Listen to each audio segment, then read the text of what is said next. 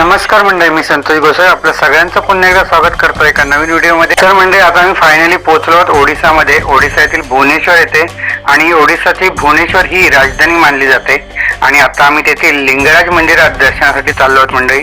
लिंगराज मंदिर म्हणाल तर इथे भगवान शंकराचं आणि विष्णूचं एकत्रित रूप आपल्याला बघायला मिळतं मंडळी। 11व्या शतकातील हे खूप भव्य आणि प्राचीन असं मंदिर आपल्या समोर आहे।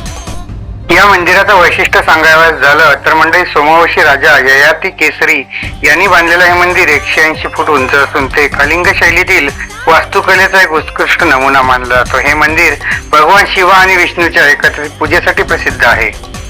हे मंदिर लाल दगडांनी बांधलेले असून या मंदिराच्या आवारात आपल्याला साधारणतः 100हून अधिक लहान मोठी मंदिरे दिसून येतात। मंडळी, याच्या आतला आम्हाला व्हिडिओ काढता आला नाही कारण आतमध्ये तुम्हाला मोबाईल, कॅमेरा किंवा कोणती वस्तू आतमध्ये नेऊ शकत नाही तुम्ही, कारण इथे बाहेर हे सगळे सिक्युरिटी चेक होते। इथे समोर हे बघताय तुम्ही, आणि याच्या मागे ते काउंटर आहे, तिथे तुमच्या सगळ्या वस्तू त्या जमा केल्या जातात। येथे मुख्यतः महाशिवरात्री आणि अशोकाष्टमी हे मोठ्या उत्साहात साजरे केले जातात।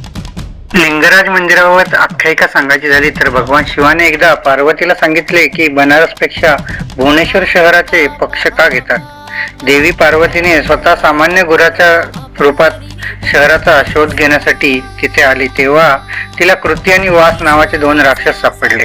त्यांना तिच्याशी लग्न करण्याची इच्छा झाली। देवीने सतत नकार देऊनही राक्षस पार्वतीचा पाठलाग करत राहिले। स्वतःला वाचवण्याच्या प्रक्रियेत त्यांनी त्या दोघंही राक्षसांचा नाश केला। मंडळी, तुम्ही जर या चॅनलवरती नवीन असाल तर नक्की माझ्या चॅनलला सबस्क्राईब करा, लाईक करा, शेअर करा आणि हो, कॉमेंट करून सांगा तुम्हाला हा व्हिडिओ माझा कसा वाटला। आणि याआधी जर तुम्ही ते गेला असाल भुवनेश्वरला तर नक्की कॉमेंट करून सांगा। धन्यवाद। आणि हो, न विसरता बेल आयकॉन ही प्रेस करा जेणेकरून माझे येणारे सगळे नवीन ट्रॅव्हल व्लॉग्स तुमच्यापर्यंत पोहोचतील। धन्यवाद मंडळी।